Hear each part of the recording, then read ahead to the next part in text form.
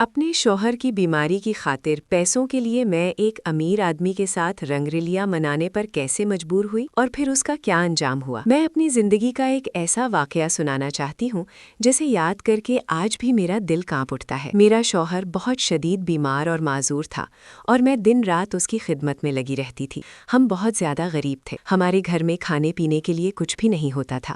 ایک دن میں اپنے شوہر کو دوا دے رہی تھی تو اس نے کمزور آواز میں مجھ سے کہا کہ مجھے بہت بھوک لگی ہے، مجھے کچھ کھانا کھلا دو۔ میں یہ سن کر کمرے میں گئی، مگر جب واپس آئی تو میرے ہاتھ خالی تھے کیونکہ گھر میں ایک روٹی کا ٹکڑا بھی موجود نہیں تھا۔ اسی وقت میں نے دوا کی بوتل اٹھائی تو وہ بھی خالی نکلی۔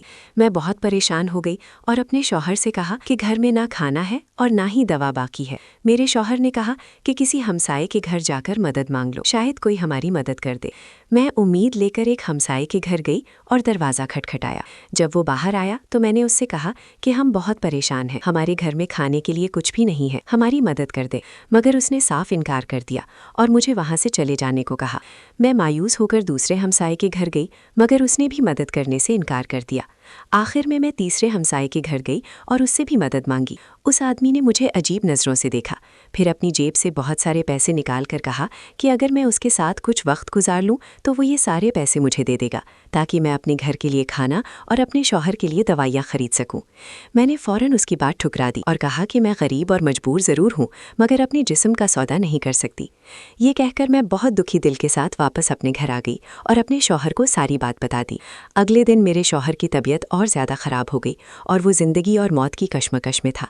میں بہت پریشان ہو گئی اور جب مجھے کوئی اور راستہ نظر نہ آیا تو مجبور ہو کر دوبارہ اسی امیر آدمی کے پاس گئی۔ میں نے اس سے کہا کہ میرا شوہر اس وقت بہت بری حالت میں ہے، خدا کے لیے میری مدد کر دو۔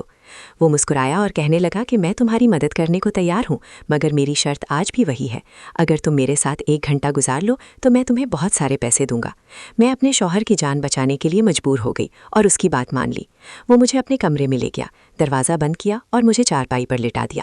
جب وہ برے ارادے کے ساتھ میرے قریب آیا تو میں نے ہمت کر کے اس سے کہا کہ ایک بات یاد رکھو، تم جو کچھ میرے ساتھ کرنے جا رہے ہو اللہ سب کچھ دیکھ رہا ہے۔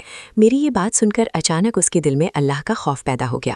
وہ فوراً مجھ سے دور ہو گیا اور شرمندہ ہو کر مجھے پیسے دیتے ہوئے کہنے لگا کہ بہن مجھے معاف کر دو، میں بہت بڑا گناہگار انسان ہوں، مگر آج میں سچی توبہ کرتا ہوں کہ آئندہ کبھی اس گناہ کے قریب نہیں جاؤں گا۔ میں نے اللہ کا شکر ادا کیا اور وہاں سے واپس آ گئی۔ راستے میں اللہ سے دعا کر رہی تھی کہ اے اللہ تیرا شکر ہے، تو نے مجھے ایک بہت بڑے گناہ سے بچا لیا۔ اگر میں آج مجبوری میں یہ گناہ کر بیٹھتی تو قیامت کے دن تیرے سامنے کیا جواب دیتی۔ میں نے اس آدمی کے لیے بھی دعا کی کہ اے اللہ جس نے آج میری مدد کی اور گناہ سے توبہ کی تو اس پر بھی اپنا خاص فضل اور کرم فرما۔ اس دن مجھے یقین ہو گیا کہ جب بندہ خود کو گناہ سے بچانے کی کوشش کرتا ہے تو اللہ بھی اس کی مدد ضرور کرتا ہے۔